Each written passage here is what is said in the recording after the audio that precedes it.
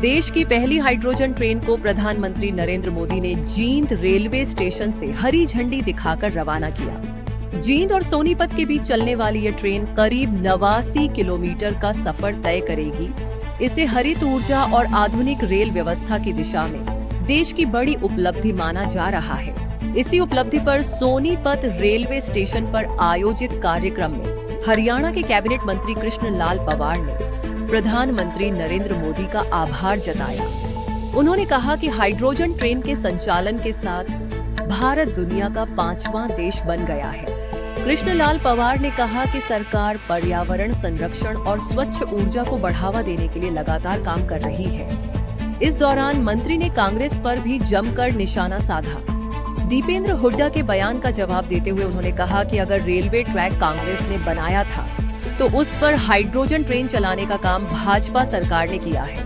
उन्होंने दावा किया कि कांग्रेस 70 साल में जो नहीं कर सकी वह काम भाजपा सरकार ने करके दिखाया है। मैं सबसे पहले देश के प्रधानमंत्री श्री नरेंद्र मोदी जी का मैं बहुत धन्यवाद करता हूं कि पूरे हिंदुस्तान में हाइड्रोजन ट्रेन चलाने का अवसर हरियाणा प्रदेश को मिला और वो भी जींद से सोनीपत को मिला। इसलिए हम प्रधानमंत्री श्री नरेंद्र मोदी जी का बहुत बहुत हम धन्यवाद करते हैं। और पूरे वर्ल्ड में इससे पहले 4 देशों में हाइड्रोजन ट्रेन संचालित कर रही है। 5वां देश हिंदुस्तान है जिसमें हाइड्रोजन ट्रेन चलेगी।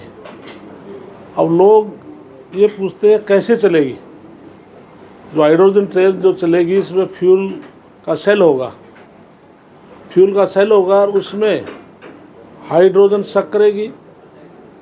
इसके अलावा जो ऑक्सीजन है बाहर से जो उसका इंजन का जो ऊपरला हिस्सा होगा एयर के द्वारा ऑक्सीजन शक करेगी, हाइड्रोजन फ्यूल सेल में करेगी, उधर से एयर ऑक्सीजन आएगी तो जो मिक्स होगा रासायनिक मिक्स से उसमें इलेक्ट्रॉनिक्स पैदा होगी जिसमें इलेक्ट्रिक मोटर लगी हुई है जिससे ये ट्रेन चलेगी।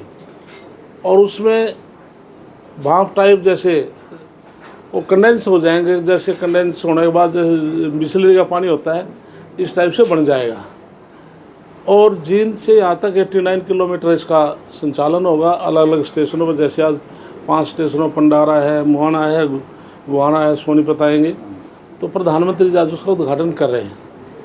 ये बहुत बड़ी देश के लिए उपलब्धि है, हरियाणा प्रदेश के लिए उपलब्धि है।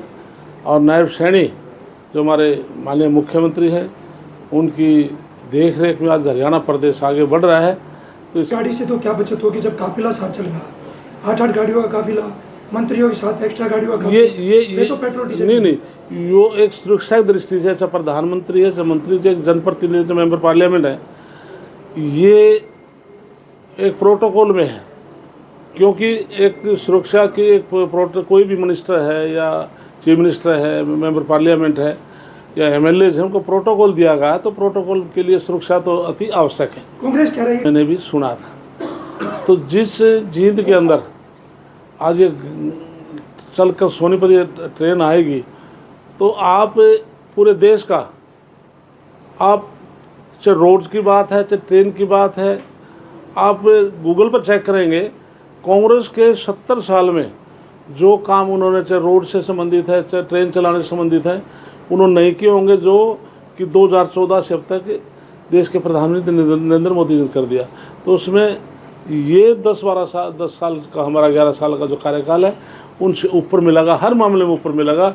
और जिन तो ऐसा जब हमारे रमेश कौशिक मेंबर पार्लियामेंट थे वो भी कई बार पार्लियामेंट में आवाज़ उठाते थे। आज जींद एक ऐसा स्टेशन है जहाँ पर 9 हाईवे वहाँ से गुजरते हैं।